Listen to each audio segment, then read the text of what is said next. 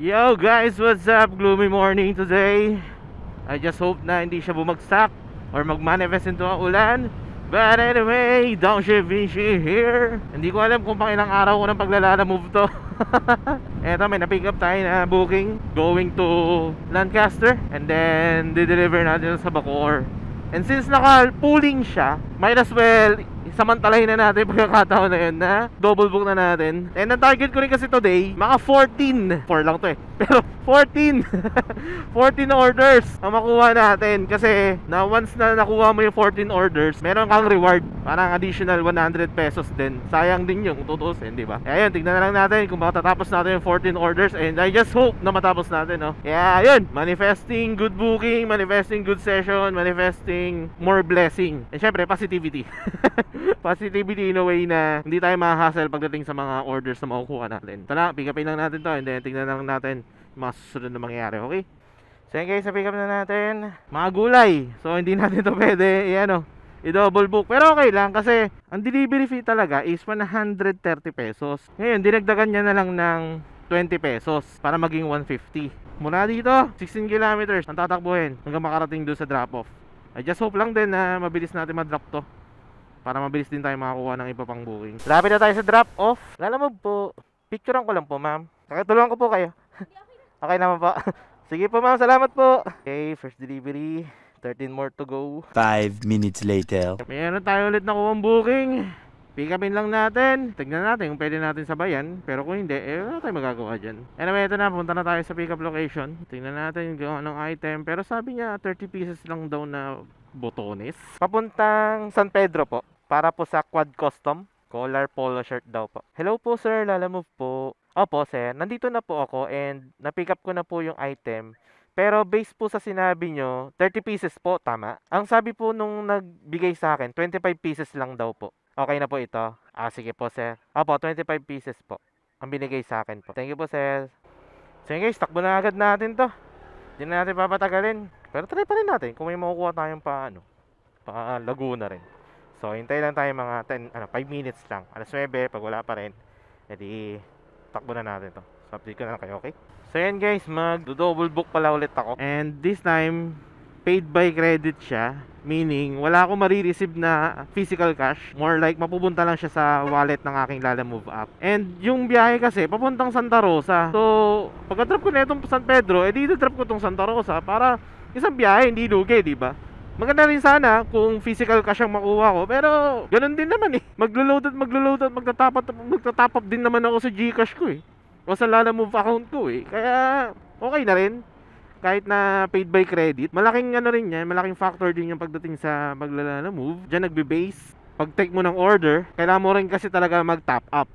Since meron naman na tayong biyaheng pang physical cash, might as well kuha na rin tayong pang credit. Para kahit pa paano, hindi rin sayang yung biyahe, di ba?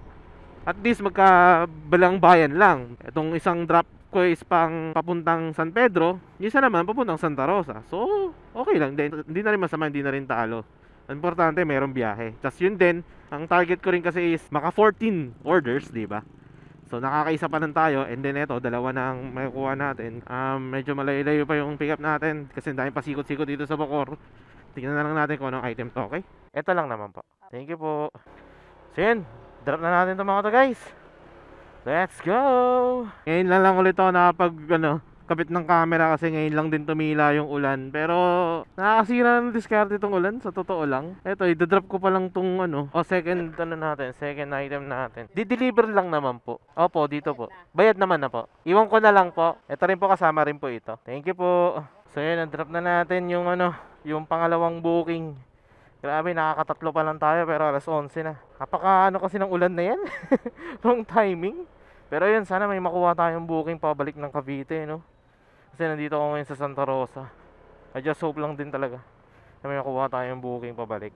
So yun, update ko na lang kayo guys kapag may nakita tayong booking. 15 minutes later. Morning po, Lalamove. Paano po? Coffee spot. Guys, may nakuha nga pala tayong booking. Ito silang, pero dun sa kabilang silang, hindi dito sa may Patagaytay. Kinuha ko na kasi syempre, kaysa naman masiro tayo, di ba? Kukunin ko nga sana yung pa GMA, kaso naunahan ako. Kaya itong pa silang na lang. QC pa ba tayo? Kesa naman walang biyahe, di ba? So yun, drop lang natin to. Tapos sana may makuha tayo dito, Santa Rosa, Tagaytay Road, paakyat or kung saan man, bahala na. So yun, update ko na lang kayo guys. Mula dito mga 35 minutes, 15 kilometers ang ating tatakbuhin hanggang sa makarating dun sa drop off location. Yan guys, malapit na ako dito sa drop off Budaan Jet Plaza. Dito ba yun? Lalamove po sir. Saan po? Coffee spot.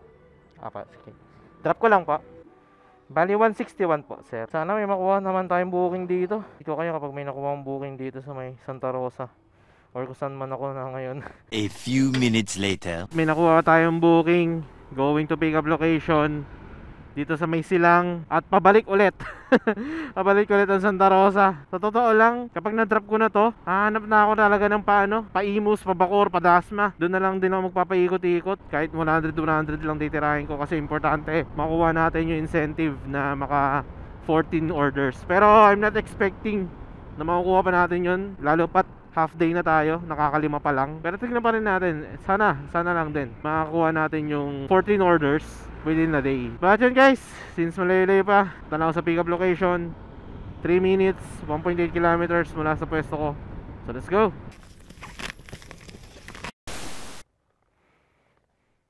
But yun nga guys, rekta ko na to hanggang Laguna ulit, pabalik ng Santa Rosa. Then from there, sana may makuha na tayo pabalik ng Cavite, like Imus, Bacoor, Gentry, mga ganun. Itong kinuha ko kasi kanina na silang, akala ko kabilang silang, yung malapit sa may Dasma. Pero hindi pala, dito pala sa may Santa Rosa, Tagaytay Road. Deliver na agad natin to. So update ka kayo kapag nandun na tayo sa drop off location, okay? Na-drop na natin. Kuha na tayo ulit ng booking na papuntang Cavite. Meron dito Carmona kaso ang laki ng papadala, lalo pa umuulan. Mahirap na, baka mabasa lang or what. Anyway, yun nga guys, hanap na lang tayo ng panibagong booking. Tapos panira din kasi talaga ng diskarte itong ulan na to. Anyway, update ko na lang kayo guys kapag binakuha na tayong booking, okay? 20 minutes later. Sana tumigil na itong ulan. Naging smooth yung biyahe natin. Ang hirap din kasi bumiyahe na nag-uulan eh. Tapos itong item natin baka mabasa pa, di ba? Anyway, yun nga, going to pick up location. Naku, lumalakas pa nga yung ulan, oo. Kung kailan naman may nakuha na ako. Drop na natin agad. Kanina pa ako naghihintay ng biyaheng pa Cavite. Ngayon lang ako nakakita ng pa-Carmona. Kaya kinuha ko na. Kahit nasa 120 something lang, pwede na yun. Importante may biyahe. Tsaka Carmona lang naman, lapit lang naman. At least doon, from Carmona, pwede na tayong maggapang-gapang packet ng Cavite. Yan, pick upin lang natin to. Tingnan natin kung anong item to. Lalamove po, papunta pong Carmona sa Renworks Printing Services. Okay lang ba mabasa yan, sir? Meron naman po. Sige po. Sana tumila na itong ulan. Anyway, yun nga, rekta na natin to hanggang sa drop off location. Huwag na natin ni-double book to. Importante, at least may biyahe na tayo pa Carmona. Sana sa pagdating natin ng Carmona, wala nang ulan, no? Anyway, yun nga, update ko na lang kayo guys kapag drop na natin to or malapit na tayo sa drop off location, okay? Malapit na tayo sa drop off. Kaso hindi ko alam kung ano itong nararamdaman ko. Bakit parang ang bigat? Baka maaga ako gagarahe ngayon Pero tingnan na lang natin Tinatansya ko pa guys Medyo mabigat pakiramdam ko, di ko lang bakit. Bigla ako ng hina, kumbaga nakakaramdam talaga ako ng pagod, di ko lang bakit. Biglang bumigat pakiramdam ko. Di ko na lang kayo guys kapag na-drop ko na tong item at kung may nakuha na tayong booking na panibago, okay? Sorry, nanghihina ako talaga. One nap later. Yo, may na-pick up tayo. Na-drop na nga pala natin yung drop natin dito sa Carmona. And then, dito lang din. May nakuha tayong booking. Papunta naman ng GMA. Pick upin lang natin to. Ang bayad po, doon na lang din po.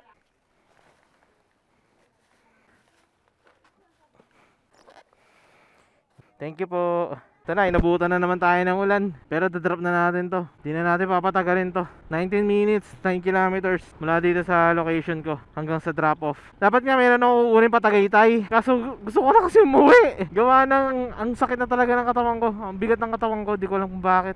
Pag Tagaytay kasi lalayo pa ako Kaya pagka-drop ko na ito, hanap ako ng booking pa uwi ng Imus, Dasma, Kawit, ganyan. Kasi yun nga, ito pa. Ang sama rin kasi ng panahon, hindi maintindihan. May part na maaraw, tapos may part din na nag-uulan. Kasi ito na nga, inabutan na ako ng ulan dito sa Carmona. I just hope na huwag na lumakas ng ulan na to kasi gusto ko na umuwi.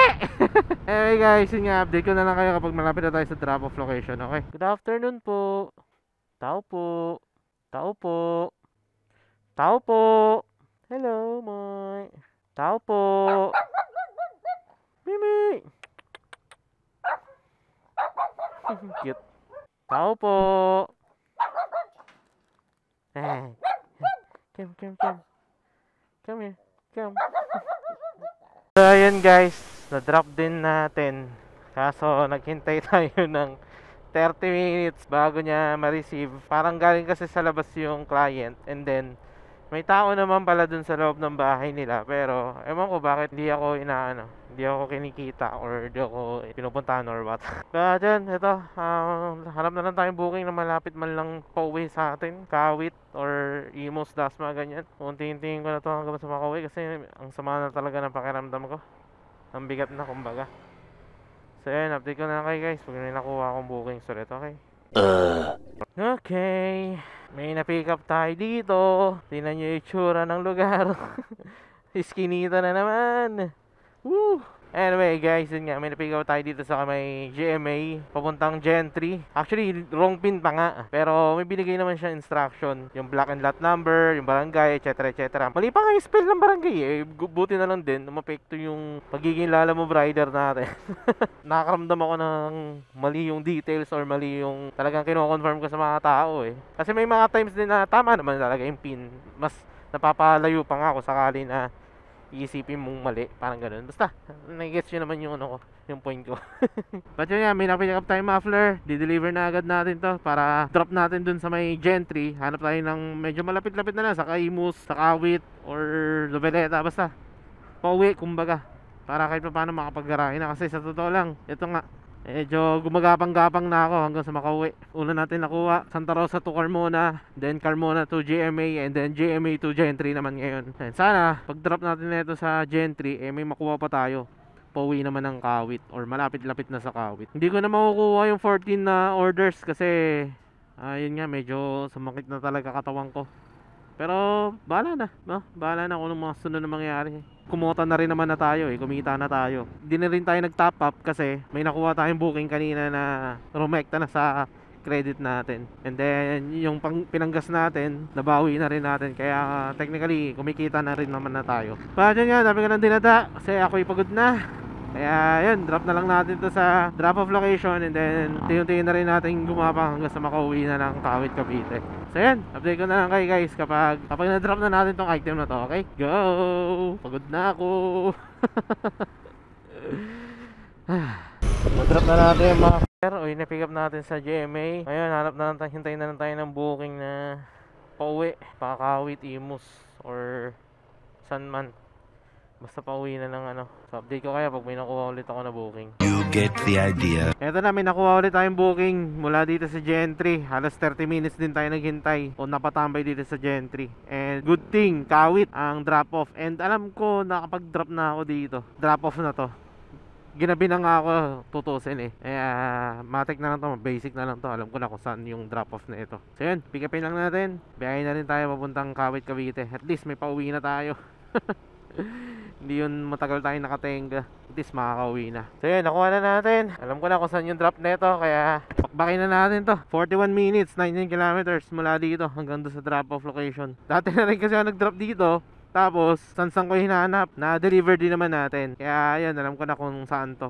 Tapos uwi na rin tayo pagdating natin ng Kawit. Ang hirap din nun eh. Yung tipong namimili ako ng bookings talaga. Ngayong pauwi na ako.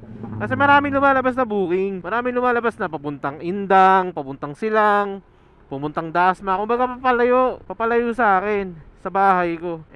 Kung kaya ko pa kung di ako nanghihina, kukuha pa ako Kaso wala Tinamahan ako ng kahinaan ngayon dahil sa ulan, sa init ng panahon, sa pagod.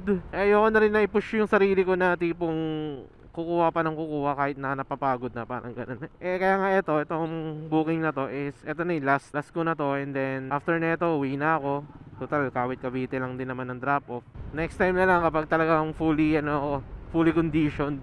Pero at least importante kumita na tayo ngayon. May kinita na tayo ngayon. Malinis na yung kinita natin ngayon. At meron pa tayong natitirang 3 bars na gas. Hindi ko rin nakalain na 1 pesos lang ako magpapagas. Isang beses lang ako nagpa full tank, nakakatuwa lang. Kaya okay na sa akin yun, kumbaga. But yan guys, like I've said, babakbakin ko na to hanggang sa makarating sa drop off. Di ko kayo kapag nasa may drop off na tayo, okay? So yan guys, na-drop na natin yung item. Like I've said, alam ko na kung saan yung lugar nung pagdadropan. Madali na lang din natin siya nakita. Unlike nung unang pag-drop ko sa lugar na yun, talagang pinahirapan ako. Kasi nasa looban sila. Good thing na lang din talaga. Nalaman natin kung saan yung pinaka Eto, uuwi na ako. Hindi ko man na-achieve yung 14 orders, pero naka 9 tayo ngayon. Nita rin tayo na ganitong amount, kaya okay na rin. Hindi na rin masama. Sayang, hindi natin makukuha yung 14 orders kasi kung tutusin, 5 order pa. Ilang oras pa yan bago natin ma-achieve, diba? Kaya okay na rin na di man natin na-achieve. Importante, kumita rin naman tayo. And speaking of, ayan, gusto ko magpasalamat. Ayan, wag natin kakalimutan. Unang-una sa lahat, thank you God for this blessing, for today, for these bookings. Hindi ko na matandaan kung may pinahirapan ba tayo, pero parang naging smooth naman lahat. Hindi tayo pinabayaan sa mga biyahe natin. Naging safe tayo all throughout our biyahe. Maraming salamat po God for this blessing. Syempre sa mga naging client ko, thank you very much din po sa inyo. At naging mabuting kliyente kayo. Ayan, maraming salamat po. Hindi nyo ako pinahihirapan. Same time sa mga tips na binibigay nyo sa akin. Syempre, sa inyong mga nanonood, mga viewers, mga tunay na sumusuporta, maraming salamat sa inyo. Hindi dahil sa inyo, wala ako sa ganitong kalagayan ngayon. Wala ako sa position ko ngayon. Kaya maraming salamat sa inyo. So yun guys, eto na. Uuwi na ako, gagarahin na ako at ako'y magpapahinga na kasi nga hindi na talaga maganda pakiramdam ko.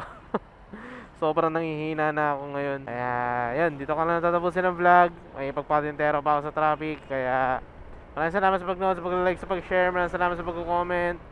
You all know the drill. Ride safe. Peace out. Ay, grabe. Pagod. Hindi na kasama yung panahon eh. Ganda sana kung tuloy-tuloy lang yung magandang panahon. Like, walang ulan na experience. Pero okay na rin. Importante kumita na tayo. At the same time, ligtas pa tayo sa mga biyahe natin ngayon. The best bike pa rin talaga, especially for city riding, Honda Airblade for me. Napakadaling isingit, napakaligse, napakalakas sumatak. Kaya good choice talaga, Honda Airblade 160. Let's go! Bukas ulit!